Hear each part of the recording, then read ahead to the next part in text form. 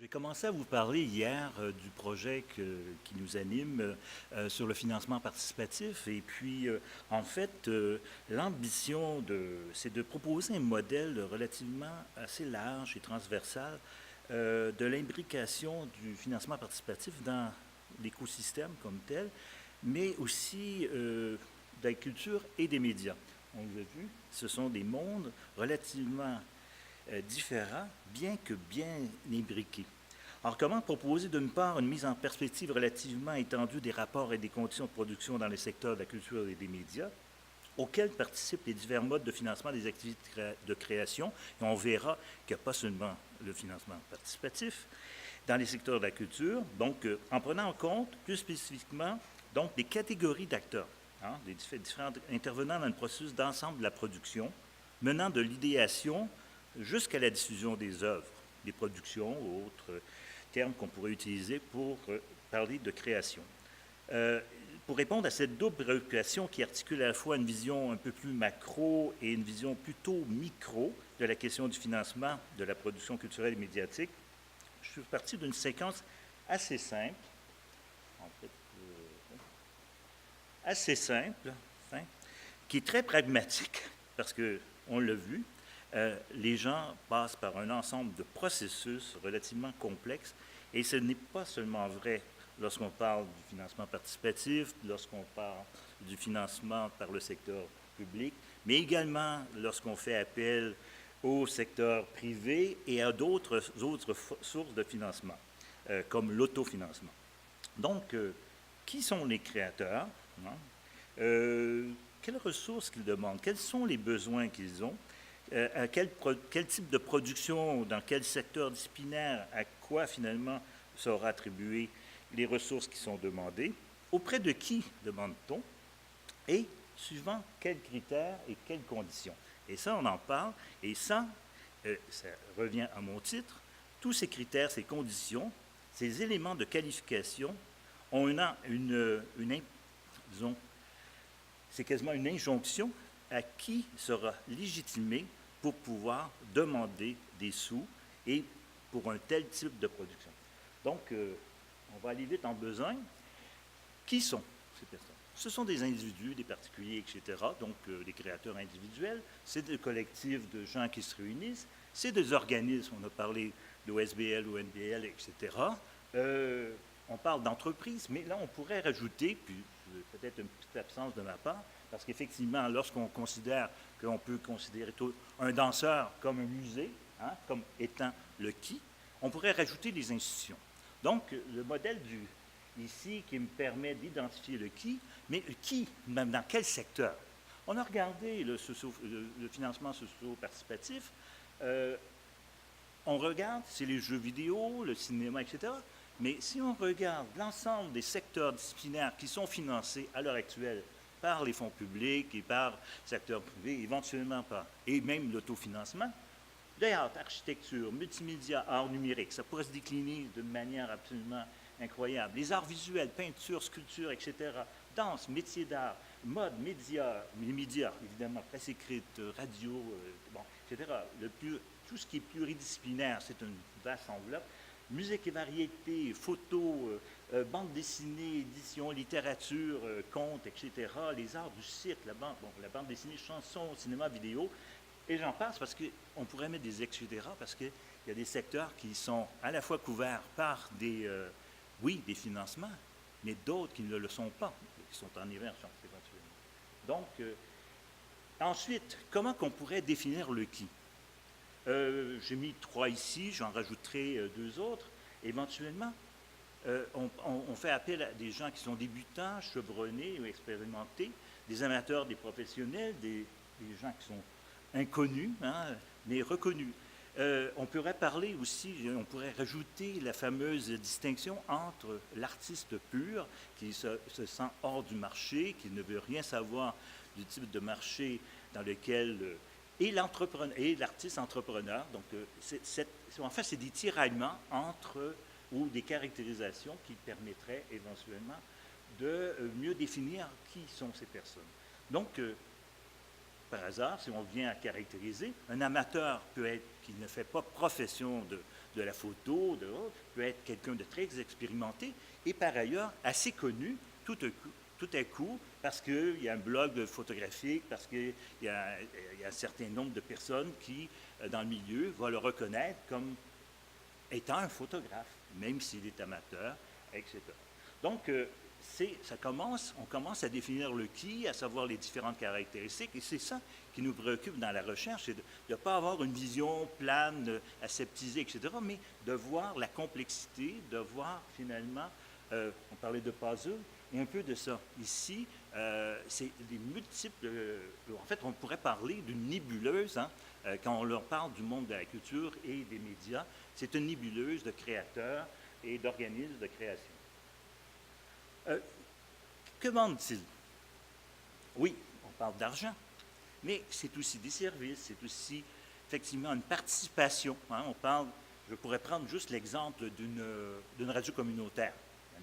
Oui, on va aller chercher de l'argent auprès des différents bailleurs de fonds, mais on va éventuellement aller chercher des services, on va aller chercher la participation concrète des auditeurs. À quoi?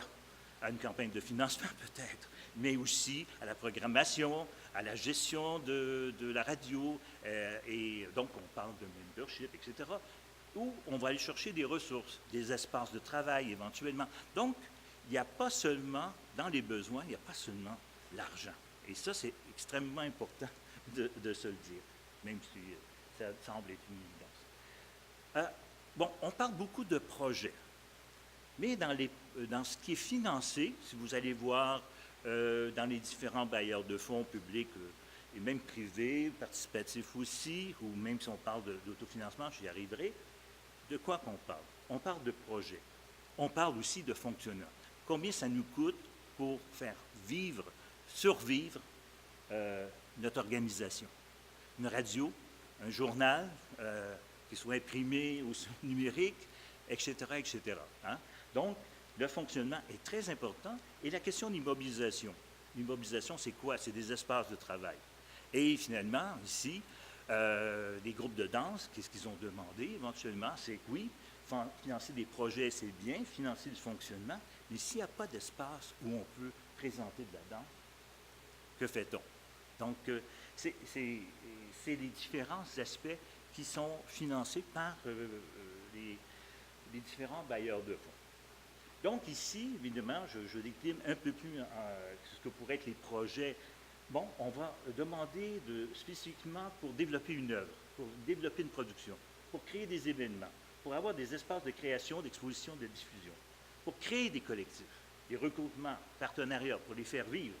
On va la formation, le perfectionnement des artistes et des créateurs, les outils, les équipements, le développement ou l'acquisition de ces outils et équipements qui sont importants.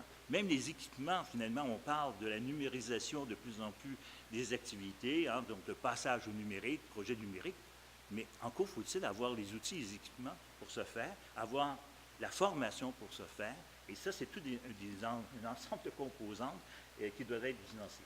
La valorisation, la mise en place, par exemple, de mise en marché comme telle, donc diffusion, promotion, c'est encore des éléments. D'ailleurs, si on parle du financement participatif, c'est un des aspects le plus important, c'est-à-dire la valorisation de l'entreprise, éventuellement les études de marché pour une mise en marché.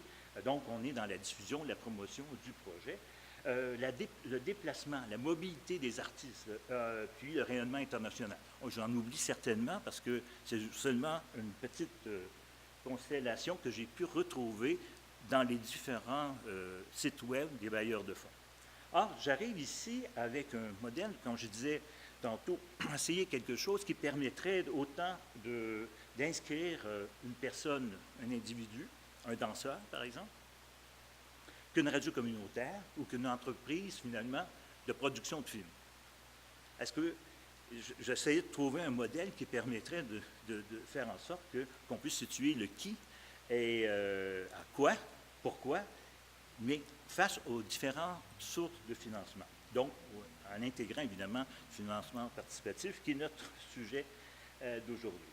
Donc, si on parle de financement du secteur public, bon, évidemment, je ferai pas la liste, là, vous les connaissez tous, les ministères, les fédérales provinciales, les organismes publics parapublics, mais aussi on pourrait rajouter les crédits d'impôt, les déductions fiscales, donc le don, l'achat d'œuvres, etc. Et c'est là, dans les crédits d'impôt et les dons et achats d'œuvres, que le secteur privé valorise son mécénat. D'ailleurs, c'est la Chambre de commerce de Montréal qui fait une campagne très forte sur la question du mécénat dans la culture, joue beaucoup sur cet aspect d'incitatif que sont finalement les achats d'œuvres ou les dons qui sont rétribués avec des reçus de charité, d'impôts, etc. Donc, ou des crédits d'impôt. Donc, le financement secteur privé, vous le connaissez aussi, ce sont les fondations de manière classique, ce qu'on appelle le mécénat, leur commandite. Bon, évidemment, en commandite, il y a toujours un aspect publicitaire, hein, de relations publiques de l'entreprise lorsqu'il finance, si TELUS finance un projet, j'imagine qu'on va voir sur le site web ou dans différents événements organisés par le média ou le collectif culturel, on va voir une petite pancarte annonçant que TELUS a été contributeur. On peut penser, c'est ça le jeu de la commandite. Bon, évidemment, je disais, ça peut être à la fois de l'argent versé, mais c'est de l'achat, des services qui peuvent échanger. Et puis en plus, je mettais ici, évidemment, les sommes versées au fond des médias, parce que finalement, ces entreprises privées, oui, c'est pairé. En fait, on a de l'argent du secteur privé qui vont dans un fonds et qui est géré de façon paritaire. Donc, on a une sorte de mélange de fonds publics et c'est ça, hybride, tout à fait. Partenariat, c'est ça. Alors donc, ici, évidemment, le financement participatif, on a commencé à en parler plus, même si, effectivement, on peut retracer, comme on l'a montré, certaines pratiques similaires, au moment où on commence à parler de plateforme. Donc, parler de plateforme, ça veut dire de parler de financement local, sur la base locale, de base nationale, de base internationale. C'est de la contribution de particuliers, mais ça peut être aussi une contribution de corporations, d'entreprises, d'organismes, etc. Mais en même temps aussi, il faut penser, puis ça on nous l'a rappelé, que ce sont des intermédiaires pour qui il faut verser notre pécule. Alors donc, le financement participatif, oui, mais évidemment, on en parle plutôt récemment grâce à l'imposition, en fait l'imposition, à la présence de plus en plus grande des plateformes dédiées à cette fin. Je termine avec l'autofinancement, qui est probablement le nerf de la guerre de la culture et des médias au Canada, au Québec et partout à travers le monde, parce que dans les faits, les revenus d'emploi alimentaires, qu'on disait tantôt, c'est bien parce que c'est revenus alimentaires, parce que c'est pas ça le but de ma vie, de travailler comme serveur ou comme dans un restaurant, ou même travailler, il y a des gens qui travaillaient, moi j'en ai connu des artistes, photographes, peintres, etc., qui étaient professeurs, université, cégep, mais le sens de leur vie, c'était pas nécessairement immédiatement être professeur, mais c'était d'être un artiste, sculpteur, peintre, photographe, etc. Donc, c'est extrêmement important. Les dons personnels, le membership, quand c'est un organisme, on parle même, on dit d'assurance emploi, assurance chômage. Combien de personnes peut-être qui ont été sur le chômage ici, travaillant dans un collectif culturel ou médiatique, c'est le cas des radios communautaires où on est passé éventuellement entre une période d'emploi et de chômage et continuant à contribuer à la radio communautaire. Je prends cet exemple-là parce que ça me permet d'interpeller Anne-Marie. Donc, on pourrait parler aussi même d'échange de services, de prévente, tout ça, on en a parlé plein. On pourrait même parler d'assistance sociale, où des gens se retrouvent à vouloir à tout prix continuer leur création, mais en ayant très peu de moyens, sinon aucun moyen de subsistance. Donc, on va un peu plus vite en besogne pour dire que dans tous les cas, il y a toujours des conditions, des critères d'admissibilité, d'éligibilité, de qualification. Donc, selon les titres et modalités de financement privé, financement participatif, financement public, et même, je pourrais dire, d'autofinancement, parce qu'à un moment donné, les gens vont, si effectivement ils se sont responsabilisés par rapport à une pratique collective, il va falloir aussi que les critères, les échanges, les conditions comme telles dans lesquelles ils vont travailler soient assurés, que ce soit quelque chose qui soit entendu, négocié et, je dirais même démocratiquement au sein même d'un collectif et qu'on ne soit pas nécessairement abusé par... Donc, ça nous permet de dire la légitimité de qui? Et c'est là, finalement, la légitimité s'appuie sur quoi, hein, en général? Et ça, c'est un peu partout, on va la retrouver partout. Puis même les chercheurs que nous sommes, on doit passer à travers un petit peu ces modes de qualification, hein, la valeur de la démarche, qu'elle soit artistique, qu'elle soit intellectuelle, de recherche, etc., c'est le dossier de réalisation. Hein? Moi, j'ai un ami qui a déposé dernièrement un projet de livre pour enfants au Conseil des arts. Donc, c'est sa valeur, combien a-t-il fait de livres jusqu'à maintenant, est-ce qu'il est reconnu un peu, etc. Donc, reconnaissance par les pairs, est-ce qu'il est reconnu dans le milieu, est-ce que au niveau professionnel, artistique, etc. Donc, est-ce qu'il y a une certaine notoriété, alors ça vous renvoie un petit peu à est-ce qu'on est connu ou reconnu, conformité des projets avec les programmes. Donc, c'est sûr que si on va nous demander des sous à un programme, il faut déjà vérifier si notre projet concorde avec le programme qui, lui, je le mentionne, est toujours en fonction de politiques publiques qui ont été définies en amont. Et c'est toujours cette dynamique-là, programme, politique ajustée à des programmes ou l'inverse. Donc, conformité des projets avec les programmes, crédibilité des organismes ou des entreprises, la solvabilité, la gestion de la gouvernance. Ça, c'est très fort. Lorsque, dans le secteur où on finance en cinéma, en télévision, on dit un individu ne peut pas aller dire moi, je vais faire un film, il faut que je sois appuyé par une maison de production qui a déjà ses lettres de noblesse, des crédibilités, etc., qu'on sent que c'est pas qui soit solvable et qui a des antécédents, etc. Alors donc, ça aussi, ça joue, pas seulement au niveau individuel, mais au niveau collectif.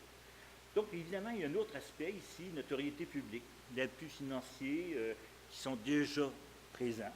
Donc, si, effectivement, le socio-financement ou le financement participatif a été notre appel d'air ou notre seed money, comme on dit, hein, l'argent de démarrage du projet, éventuellement, effectivement, ça donne une notoriété au projet, une crédibilité au projet qu'on pourrait avoir par ailleurs comme d'un point de vue moral ou d'estime. C'est un projet noble, les gens osent un projet d'estime parce que ça permet effectivement, la personne est déjà connue généralement, ou des appuis, hein, des appuis pour que le projet puisse se faire, et ça semble être un aspect très important justement du succès du socio-financement.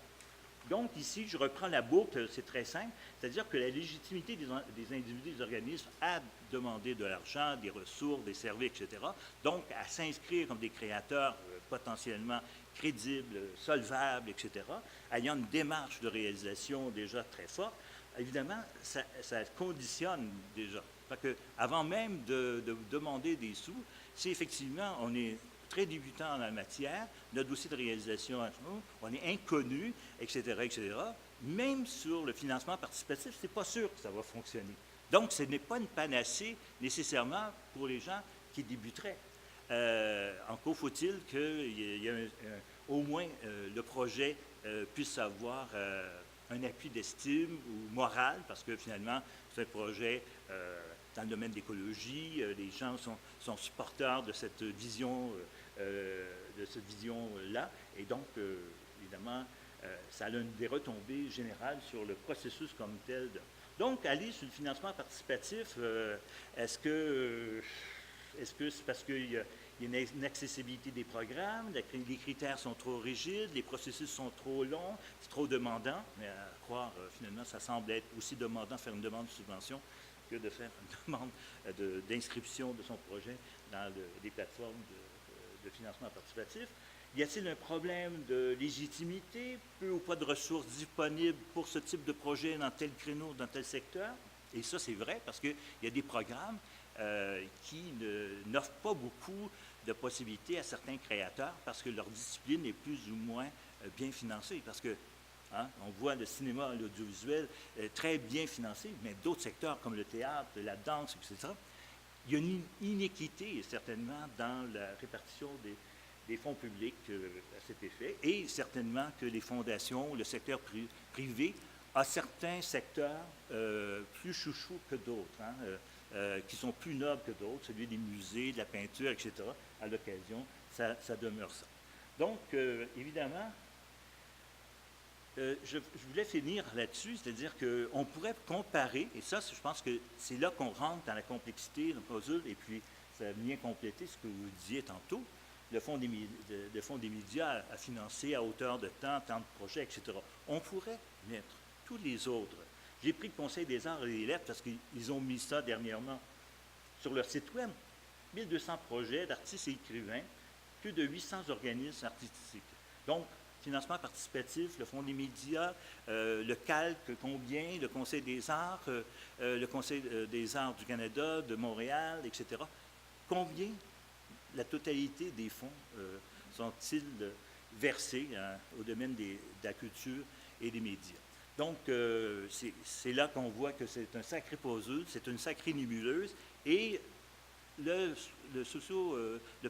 financement participatif, plutôt, est vraiment un aspect dans cette dynamique complexe qu'est le financement de la culture et des médias, pas seulement au Québec, au Canada, mais un peu partout sur la planète. Je vais m'arrêter là-dessus. Merci.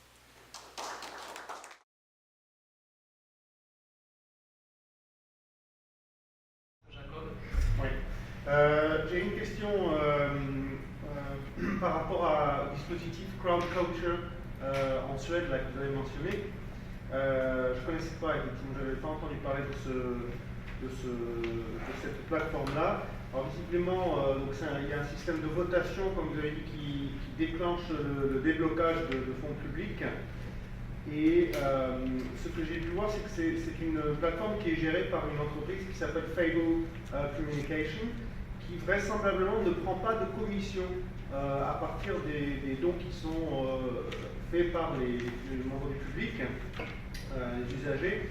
Par contre, les artistes ou les travailleurs culturels qui veulent aller sur cette plateforme doivent payer. Donc c'est assez curieux quand même, parce qu'ils cherchent de l'argent, mais ils doivent d'abord en débourser. Alors, vous avez dit que ce modèle était difficile à décliner au Canada. Est-ce que vous pourriez peut-être dire quelques mots de la raison pour laquelle? Oui, malheureusement, c'est là que je ne me suis pas rendue dans ma présentation. J'avais deux autres exemples à vous nommer, celui de MatchLab en Australie, puis celui de l'initiative créée en partenariat avec Crowdfunder, Nesta et le Art Council England en Angleterre. Mais pour...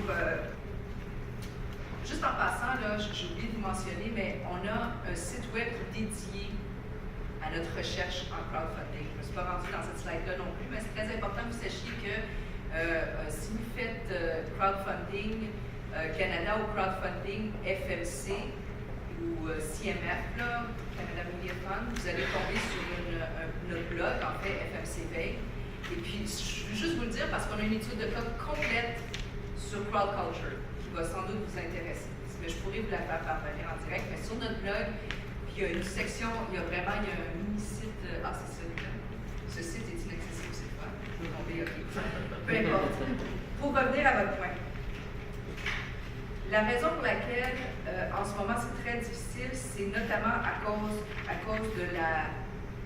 du flou qu'il y a autour de l'impact fiscal de ce type de financement-là au Canada, et particulièrement dans le financement de la culture, notamment dans l'arrimage des différents mécanismes de financement public.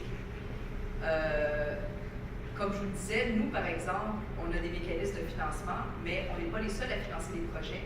Viennent également, notamment les crédits d'impôt. Alors, c'est là qu'il y a un immense flou. Je ne veux pas être hyper technique, mais en gros, là, au Canada comme au Québec, la fiscalité du financement participatif, en ce moment, est analysée au cas par cas. Puis l'Agence du revenu du Canada a simplement émis une directive extrêmement vaste et large qui dit simplement qu'elle ne prévoit aucune règle spécifique visant expressément les ententes de financement participatif. C'est confirmé par l'Agence du revenu, ça. Et ce qu'elle dit simplement, c'est qu'une contribution à une campagne de financement participatif doit être considérée comme un revenu d'entreprise et donc imposable pour celui qui ramasse les sous. Les dépenses engagées peuvent être déduites comme frais d'exploitation, donc comme frais d'affaires pour générer des revenus. Et c'est pas clair si ça a une incidence fiscale nulle pour les créateurs individuels. Et des versements de taxes sur la vente des pièces TVQ pourraient être requis pour les créateurs. Bref, il y a tellement de flou auquel les agences de revenus, autant provinciales que fédérales, refusent de répondre que nous, les bailleurs de fonds, on serait très malvenus de se lancer dans une énorme entreprise, par exemple, de mettre en place ou d'établir un partenariat avec une plateforme, d'amener des créateurs à se financer par ces moyens-là, puis qu'après ça, les règles fiscales pourraient être complètement perverses, ou est-ce qu'eux seraient obligés de payer beaucoup plus qu'on s'attend sur ces montants-là, alors qu'à la base, l'idée, c'est de récolter des montants d'aide qui réalisent leur projet. Là, à la fin de la journée, ils se retrouvent à payer plein de trucs. Et l'Agence du revenu refuse de nous dire si les montants d'aide, les montants ramassés par financement participatif seraient considérés comme des montants d'aide, ce qui, dans ce cas-là, viendrait réduire la contribution des fonds publics. Fait qu'imaginez le scénario, on pourrait déployer une activité comme ça de matchmaking avec financement participatif et fonds publics, mais sans savoir que l'appareil fiscal ne viendrait pas réduire notre propre rapport du fait que ces gens-là sont allés chercher. Bref, il y a trop de flou en ce moment, puis le gouvernement et les agences de revenus en ce moment ne répondent pas à nos questions de manière claire pour qu'on puisse considérer comme c'est trop risqué en ce moment de faire ça. Et c'est dommage parce que, je vais vous donner mon opinion personnelle, moi je trouve, on les moniteur ces initiatives-là comme Crowd Culture, MatchLab et tout ça parce que c'est quand même très intéressant. Nous aussi, on est des gestionnaires de fonds publics. Dans le fond, on gère l'argent des gens, des payeurs de taxes puis des contribuables. Il ne serait-ce pas absolument logique et souhaitable que ce soit ces mêmes gens-là et ces mêmes contribuables qui décident sur quel projet on devrait mettre notre argent? Il y a une part de légitimité très importante ici, là, par rapport à la comme gestionnaire de fonds publics. Il y a une part de légitimité importante que le financement participatif nous ouvre la porte à redonner un peu de pouvoir à la source de ce financement-là, qui est ultimement le contribuable, qui est le consommateur ou le citoyen. Fait que bref, mais pour les raisons que je viens de vous dire, pour les raisons de risque aussi de faisabilité sur les projets, donc justement 19% de moyenne de réussite, des trucs comme ça, on n'ose pas se lancer encore dans ces aventures-là. D'accord, oui. Est-ce qu'il y a d'autres questions? Oui. J'ai une petite remarque complémentaire qui peut être une question, enfin une interrogation. Ça me fait penser à un éventuel projet de recherche, mais par rapport au cas suédois et par rapport à d'autres. En fait, ça pose quand même une question fondamentale, c'est que c'est qui s'exprime, c'est qui va s'exprimer en tant que citoyen, citoyenne, contribuable. Parce que, comme je l'ai dit hier, en fait, il y a quand même ici un basculement de la représentation de l'État par rapport, j'allais dire, à la société civile. Traditionnellement, dans la modernité, l'État est souvent considéré comme une émanation, justement, citoyenne. Tandis que là, il y a quand même dans le raisonnement l'idée que cette vision, on va dire, transcendantale, en fait, de l'État. En fait, l'État est un ensemble d'institutions qui transcendent une certaine, entre guillemets, sont des mots en précaution, une volonté générale. Là, on a l'impression que ça se dissout complètement, en fait. Qu'il y a une dissolution totale et on essaye de revenir à un modèle qui se présente comme étant plus, j'allais dire, en bon français, bottom-up, en fait, parce qu'on donne la parole à travers des mécanismes soi-disant citoyens, citoyennes, contribuables. Mais c'est qui prend la parole? D'où mon interrogation. Qui s'exprime là-dedans? C'est un enjeu fondamental en démocratie. C'est qui élit le gouvernement, c'est ceux qui vont remplir leur bulletin de vote. On ne s'en sort pas de cette question. si on vient à la même place. Je vous dirais cependant que, il ne faut pas oublier que l'État, c'est-à-dire le gestionnaire de fonds ici, s'exprime quand même en premier. Parce que ces projets-là, que ce soit Crowd Culture, Match Lab, Match Funding et tout ça, là, arrivent quand même avec un cadre. Un cadre qui, lui, doit correspondre aux politiques publiques d'attribution des fonds. Fait que ça, on ne l'élimine pas. C'est pas, je mets mon argent sur la table, faites-en ce que vous voulez. Non, non. Moi, ma contribution gouvernementale qui m'arrive de Patrimoine Canada, elle arrive avec toute sa série de conditions. Je n'ai pas le droit, moi, de financer un projet comme Madame fait, là. Je n'ai pas le droit de mettre l'argent là-dedans. Donc, forcément, je vais établir les lignes directrices de comment, si, admettons, dans ce scénario de partenariat avec une plateforme de financement participatif, mes critères n'en seraient pas moins éliminés. Je ne pourrais pas, par exemple, financer des projets américains. Je ne pourrais pas financer des projets en dehors du cadre de mes conditions et de mes politiques. Il faudrait encore que mon argent aille soutenir des projets qui répondent à mon mandat et aux politiques établies par Patrimoine Canada. Donc, autrement dit, je vais structurer ce partenariat-là avec la plateforme de financement participatif, mais je vais mettre l'ensemble des conditions et des barrières d'entrée qui s'imposent pour m'assurer que les projets qui, ultimement, vont recevoir mon financement correspondent à l'ensemble de mes critères. C'est juste que je rajoute dans mon processus sélectif, dans mon processus de sélection de ces projets-là, une composante qui est celle de la voix des consommateurs, de ceux qui, ultimement, en fait, profitent de ces contenus-là. Oui, non, seulement rajouter peut-être là-dessus, ce pourquoi les fonds publics sont souvent contestés, c'est que c'est suite à la critique de l'équité ou l'iniquité entre différents secteurs. On parlait de l'Europe, on va investir dans le cinéma, la télévision, ça reste quand même des médias populaires, hein? Mais peut-être moins dans la danse, où c'est même dans les disciplines, il y a des niches. On parlait de niches tantôt, et c'est pas tout le monde qui s'intéresse à la danse, pas tout le monde qui s'intéresse au théâtre expérimental.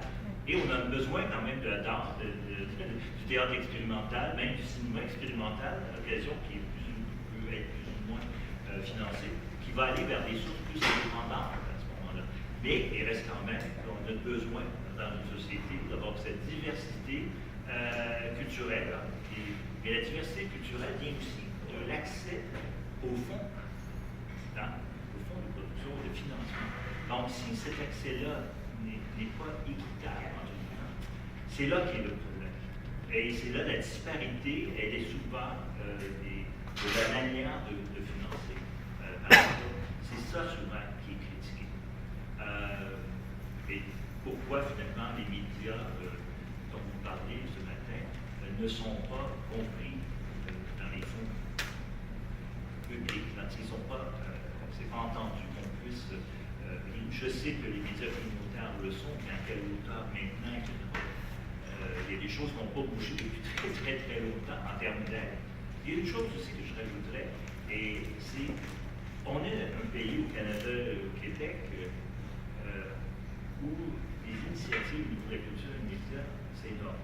Les projets, il y en a plein dans tout l'État, et peut-être que l'argent que nous avons a des limites. C'est-à-dire qu'on dit qu'il y a des engagements de l'État. Est-ce qu'on pourrait aussi penser, de façon un peu plus dialectique, qu'il y a de plus en plus de projets, et il y a toujours la même somme d'argent, ou à peu près, et qu'on n'est pas en mesure d'en financer plus, ou si on en finance plus, on en finance avec des proportions d'attribution ou moins. Donc, c'est un peu ça qui se produit même, on a la démonstration avec votre tableau, c'est-à-dire que oui, il y a moins de projets parce qu'il y a beaucoup de compétition, beaucoup de compétition. Donc, les projets les meilleurs, et c'est pour ça que les projets les meilleurs ressortent, ils sont plus financés. Puis la demande du numérique fait juste multiplier ces possibilités-là. L'émergence de nouvelles formes d'expression, de nouveaux outils, de la réalité virtuelle, tout d'un coup, là, c'est fou le nombre de projets financés. Là. Ah oui, parce que... Puis on a la même date. Oui, parce que si on regarde en numérique, comment ça... J'ai mis dans le petit tableaux comme ça, des disciplines, des arts numériques, mais que ça décline comment? C'est énorme, à l'infini. Le pluridisciplinaire, maintenant, on dit et il y a même pluridisciplinaire, multidisciplinaire sur le calque. Ça veut dire que là, ça fait un éclatement aussi des modes d'expression qui est énorme. Quand je parlais de nébuleuse, là, on est vraiment dans ça. Si on avait à faire un tableau comme Roberto Boccia a fait, si on faisait cette nébuleuse des projets financés et tout ça, ça serait assez intéressant de le voir en pensant vraiment la danse et le conte. Et voilà. Ok, ouais, merci. On va prendre peut-être la dernière question pour clore. Moi, j'ai comme vraiment beaucoup de choses, mais je vais essayer d'être le plus bref possible. Ouais, merci. En fait, la première chose, c'est que vous avez dit, Catalina, c'est ça? Catalina, excuse-moi. Parce que nous, c'est de l'édition, ça ne rentre pas dans vos critères. Par contre, les critères doivent être revus.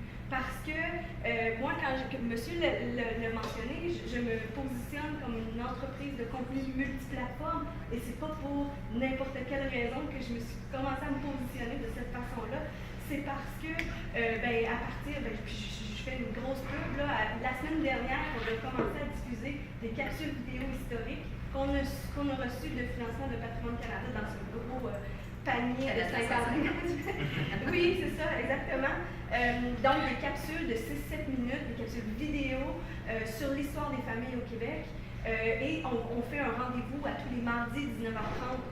On diffuse une capsule pendant 10 semaines. Donc, ça a commencé la semaine dernière et ça pour 10 semaines. Donc, c'est de l'audiovisuel, mais sur le web.